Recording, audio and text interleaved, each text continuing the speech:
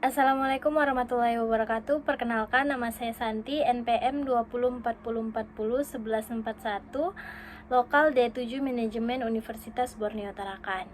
Baik, di sini saya akan mempresentasikan mengenai materi sifat-sifat kepemimpinan untuk memenuhi tugas mata kuliah kepemimpinan. Sifat-sifat kepemimpinan di sini terbagi atas beberapa bagian. Yang pertama yaitu bertanggung jawab, di mana seorang pemimpin harus siap bertanggung jawab penuh atas segala kemungkinan baik ataupun buruk yang terjadi di dalam suatu perusahaan ataupun organisasi. Seorang pemimpin tidak hanya memiliki tanggung jawab penuh terhadap perusahaan, tetapi juga pada setiap individu ataupun tenaga kerja yang bekerja di dalam suatu perusahaan tersebut. Ketika ada kesalahan, pemimpin harus bertanggung jawab akan hal itu. Apabila karyawan melakukan kesalahan, maka seorang pemimpin bertugas untuk memberikan kritikan ataupun dorongan untuk melakukan pekerjaan lebih baik lagi. Dan jika mereka melakukan performa yang baik dalam bekerja, berikan mereka apresiasi dengan cara memuji ataupun memberikan bonus. Jadi dengan begitu mereka akan terus termotivasi untuk bekerja dengan lebih baik lagi untuk kedepannya. Yang kedua yaitu kemampuan berkomunikasi dengan baik, di mana dalam hal ini seorang pemimpin harus memiliki kemampuan berkomunikasi dengan baik. Seorang pemimpin harus menjadi komunikator yang baik sehingga mampu menjelaskan setiap masalah dan solusi yang jelas serta ringkas. Pemimpin juga harus tahu kapan mereka perlu berbicara dan kapan harus mendengarkan. Selain itu, peran penting bagi seorang pemimpin juga harus untuk dapat berkomunikasi pada tingkat yang berbeda. Misalnya berbicara satu lawan satu melalui telepon, email, dan media komunikasi lainnya. Ketiga, percaya diri. Seorang pemimpin yang baik dalam suatu perusahaan memiliki sikap percaya diri. Dengan percaya diri yang tinggi, seorang pemimpin bisa memberikan motivasi kepada individu yang berada di dalam maupun di luar timnya. Meskipun saat bekerja mereka menghadapi rintangan yang dapat menghambat kemajuan, seorang pemimpin harus tetap bersikap penuh percaya diri dengan tetap yakin dan tenang. Jika tenaga kerja yang bekerja dengan ikut percaya dan lebih yakin dalam menjalankan perannya di dalam sebuah tim. Yang keempat yaitu memiliki emosional yang baik. Seorang pemimpin harus memiliki kondisi emosional yang stabil.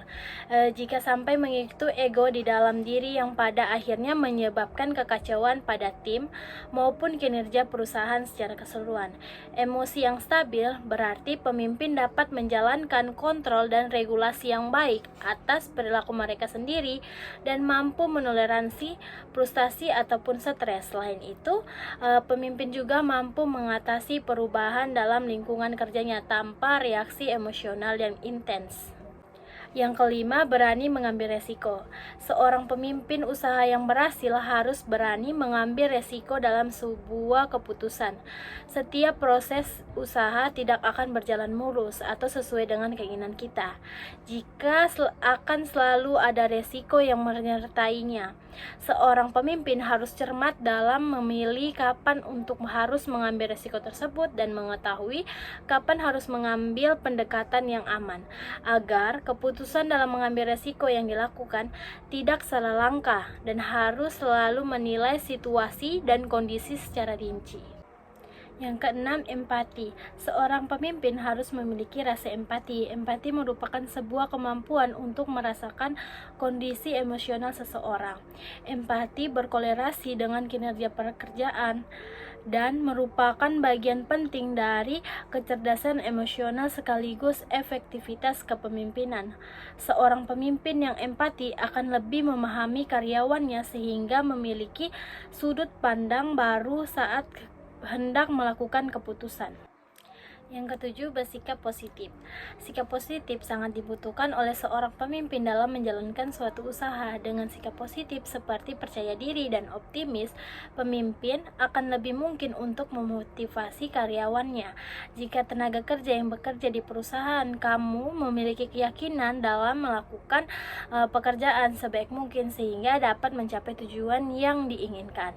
Sifat positif ini bisa ditunjukkan selama situasi sulit seperti ketika kinerja tim memiliki kendala dalam menyelesaikan pekerjaannya. Seorang pemimpin yang bersikap positif pasti akan lebih fokus untuk menemukan solusi dibandingkan hanya mengungkit masalah karyawan. Sifat positif juga ini ditunjukkan dengan cara memberikan dukungan pada karyawan dalam sebuah tim bahwa mereka dapat melakukan pekerjaan sebaik mungkin. Yang kedelapan, punya motivasi. Seorang pemimpin harus punya motivasi. Seorang pemimpin harus memiliki motivasi diri dan mampu untuk terus maju untuk mencapai tujuan meskipun ada hambatan ataupun resiko kegagalan.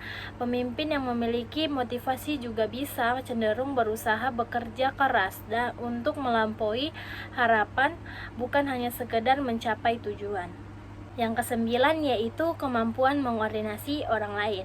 Seorang pemimpin harus memiliki kemampuan untuk mengordinasi orang lain. Hal ini dikarenakan setiap individu dalam tim merupakan tanggung jawab dari seorang pemimpin. Beberapa contoh kemampuan pemimpin dalam mengordinasi orang lain. Yang pertama yaitu menumbuhkan budaya tim. Yang kedua yaitu melibatkan orang lain dalam pengambilan keputusan. Yang ketiga yaitu menunjukkan kepedulian terhadap setiap anggota tim. Dengan berorientasi pada orang, pemimpin akan mampu memberikan energi dan motivasi orang lain dalam menyelesaikan pekerjaan mereka. Motivasi kerja tersebut biasanya muncul karena seorang karyawan merasa vital ataupun dianggap penting oleh perusahaan. Jadi mereka berusaha keras dalam membantu perusahaan untuk mencapai tujuan. Baik, itu saja materi dari saya. Kurang dan lebihnya saya mohon maaf. Wabillahi taufiq walhidayah. Wassalamualaikum warahmatullahi wabarakatuh.